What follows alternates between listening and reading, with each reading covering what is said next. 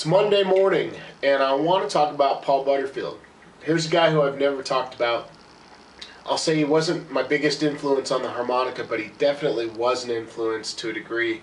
In fact, since I've been going back the last couple days and just listening to some of his tunes, I'm like, there's definitely influence happening in my playing that I hear coming from him. So he's certainly an important figure in the blues harmonica world.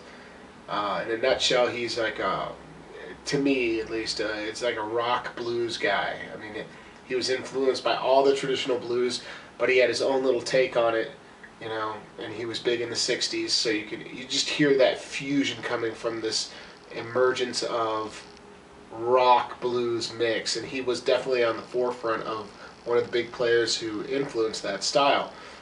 A tremendous harmonica player, no one could question that. And we're going to look at a song today, a little study on him. This goes out to a request, and we're going to look at, I chose the song, Mary Mary. And I'm going to put a link to the video that I'm using, it's just the audio, from YouTube. That way you can look it up and follow along or check it out. But we're going to just break down some of his licks. He does a real quick solo, and it's a perfect example of his style. It really captures his feel here. So I'm at a minute and 16 seconds. Solo comes in at a minute and 18 seconds. You'll notice what makes Paul Butterfield unique is his attack, and he's got great tone, and he uses a lot of vibrato, and his attack is just real, like, knock you out type of attack. Comes in just, figuratively and literally attacking in that way. It's very, well, you'll hear it. Here it is.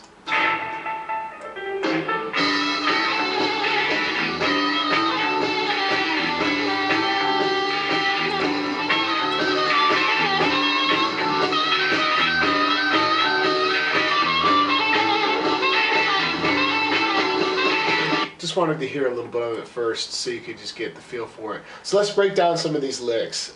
Sorry if the audio is challenging to hear, but you can go back and listen to the video and you'll know where we are. First lick. I'm using a D harmonica, playing in cross harp. He's doing that double stop on the 4 and 5. So it's really like a bend on the 4, and you open up into the 4/5. And then a quick slide or moving right to that 2 draw with a bunch of vibrato. And then the next move right after that, he's going to do a very similar lick, but he's going to slide across and actually cover that 3 draw more distinctively. Let's hear it together.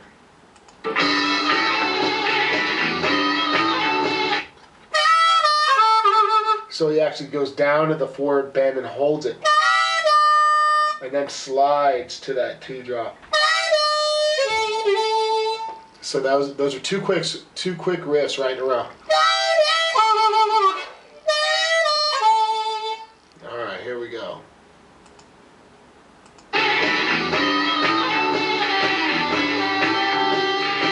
Big 2 bend, holding a big 2 bend after that, double bend. There's a little. He does a lot of those little quick. Everything's. God, I can't put a good description or word on his style, but it's maybe some of you guys can comment and give your 2 cents on this, but he's doing like a bend on the 2. Let me exactly break. I didn't break this down before the video. I like doing it fresh in the moment with you guys. So 2 double bend. This happens very fast. To 1 draw, 1 bend all the way, 1 draw, then back to the 2 draw. So he's got that nice. Everything's really high intensity emotion in his playing. It's pretty cool.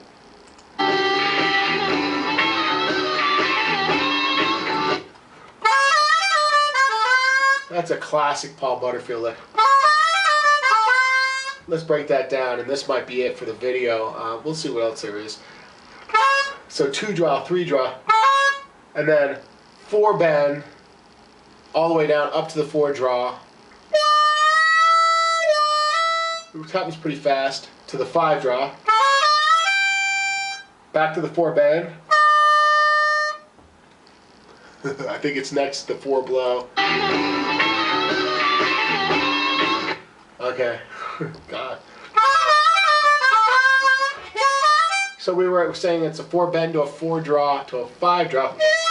Back to the 4 bend, 4 blow, 3 draw half step to 2 draw, and then back to the half step with a little vibrato.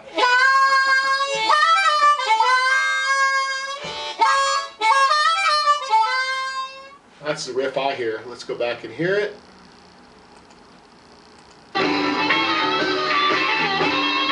Oh, there's an extra note.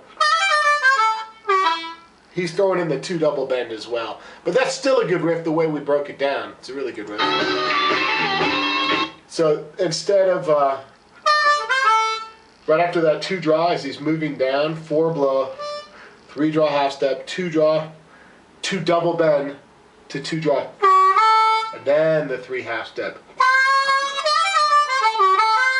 See how one little note really changes the phrasing. It's amazing how one little detail, one little note that crept in there, me adding in that, hear the 2 double bend come in? Let me play it slow. Right there. You don't need it, you can play it without it and fit it in nicely, but he threw it in, so I'm glad I caught that. That's just 4 bend, 4 draw, 5 draw.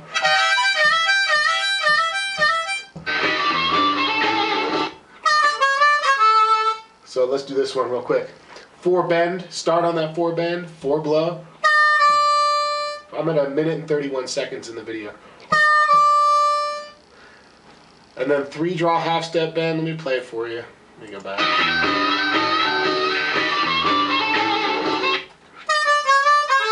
So just 4 bend, 4 blow, to 3 draw with a half step, and then 4 blow, 3 draw, half step, 2 draw.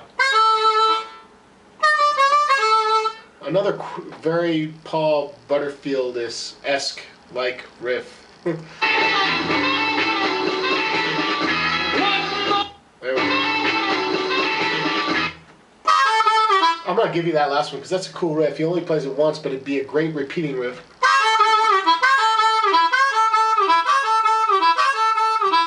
Alright. Double stops meaning playing 2 notes at the same time.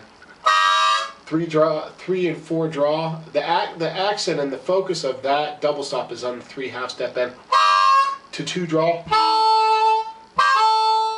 And then play the 2 draw again quickly and then into the 2 double. And then 1 draw. Let me play it slowly. So that 2 draw gets 2 hits on that, twice on the 2 draw. And a lot of vibrato. I mean, he's using a ton of vibrato everywhere. So that's the end of his little solo there. It goes back into the lyrics. So yeah, I'm glad that somebody requested this. I've never talked about Paul Butterfield. The album that stands out the most for me, and I think for a lot of people, is East West. I'm sure there's lots of good albums by Paul Butterfield that are out there, but East West was a really well-known one, and it was certainly a great album, and that's where this comes from. I'll put the link to the video. The solo ends around at 2 minutes and 6 seconds, and I forgot where I said it began. Right there, 1 minute and 18. Alright, so thanks for tuning in. I will catch you guys real soon.